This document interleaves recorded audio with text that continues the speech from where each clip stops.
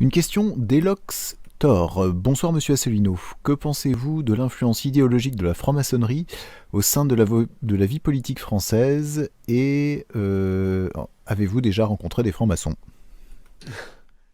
Alors oui, j'ai déjà rencontré des... Alors premièrement, c'est une question qui est récurrente, qui me revient régulièrement. J'en profite pour y répondre. Non, je ne suis pas un franc-maçon. Je ne suis dans aucune obédience. Ça, c'est le premier point. Deuxièmement, non, ma femme n'est pas franc-maçonne. Il y a eu une photo qui circule où on me voit en train de rire avec une femme qui est Marie-France Coquard, qui était effectivement franc-maçonne. C'était pour les élections municipales de Paris en 2001. Ça n'est pas ma femme, je ne la connaissais pas avant ces élections, je ne l'ai pas revue ensuite. Donc voilà, que les choses soient claires sur cet aspect des choses. Bon. Troisièmement, oui, bien sûr, j'ai rencontré des francs-maçons. Je crois d'ailleurs, on en a quelques-uns qui sont à l'UPR qui se sont fait connaître à moi, très peu, mais je crois enfin j'en sais rien d'ailleurs. Il y en a quelques-uns qui se sont fait connaître. Voilà. Moi, je ne suis.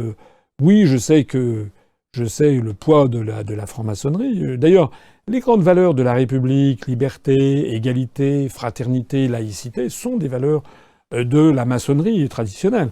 On ne peut pas comprendre le siècle des Lumières si on ne comprend pas cela. Et d'ailleurs, il y a des critiques venues des cercles monarchistes en France qui disent, et ils n'ont pas tort d'ailleurs, de dire la République, c'est le fruit des Lumières, de la franc-maçonnerie, etc.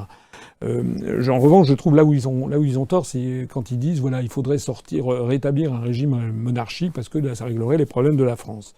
Je connais ce discours, je connais des monarchistes, et je dis d'ailleurs au passage, s'il y en a qui m'écoutent, je leur dis que quand on voit les monarchies en Europe, elles ne font pas mieux que la République française. La monarchie en Espagne, c'est pas parce qu'il y a une monarchie en Espagne qu'ils n'obéissent pas aux directives de Bruxelles, qui ne sont pas soumis aux contraintes de la Banque centrale européenne, qui ne sont pas en train d'entraîner le pays vers le tombeau à cause de la cherté de l'euro, et même le pays à la désintégration avec la politique des euro-régions. Donc le fait qu'il y ait un Bourbon d'Espagne à la tête du trône à Madrid ne change rien à la situation. Hein. Donc ça, je me permets de dire ça aux monarchistes, j'en ai quelques-uns, des royalistes. Moi, j'accueille absolument toutes les idées. Toutes les idées sont bonnes à prendre. Je connais quelqu'un qui est royaliste, très bien. Il a des arguments qui ne sont pas sans valeur sur notamment la continuité de l'État, le symbole de souveraineté nationale, etc. Ce sont des arguments qui ne sont pas sans valeur. Mais ce que je vois, c'est qu'il y a plein de monarchies en Europe, dans l'Union européenne, et qu'elles n'ont pas mieux que la République française fait respecter leur souveraineté nationale. Pour revenir à la question sur la franc-maçonnerie, oui, j'ai déjà rencontré, bien sûr, des francs-maçons. Moi, je parle à tout le monde quand les gens veulent bien me parler. Hein, donc, aucun problème. J'avais même été approché par quelqu'un du Grand Orient qui m'avait proposé d'aller faire une conférence au Grand Orient rue Cadet à Paris. J'avais dit oui, tout à fait, j'étais d'accord, à la condition que ce soit une conférence ouverte au public. Voilà. C'est ce qu'ils appellent des tenues ouvertes, etc. Ça ne m'a pas été accordé. On m'a dit non, il faudrait que ce soit une réunion totalement fermée, etc. Je dis non, moi je n'ai rien à cacher. Voilà. Moi je n'ai rien à cacher, je n'appartiens pas à la franc-maçonnerie, je veux tout à fait bien parler aux sociétés de philosophie, comme elles s'appellent elles-mêmes, aux sociétés...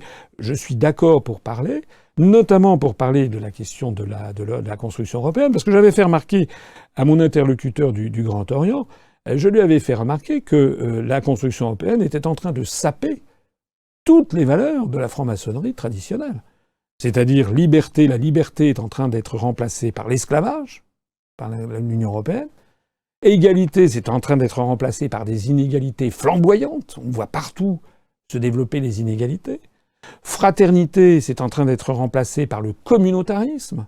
Fraternité, ça veut dire que normalement tous les citoyens sont égaux. Plus maintenant. Maintenant, c'est uniquement par communauté.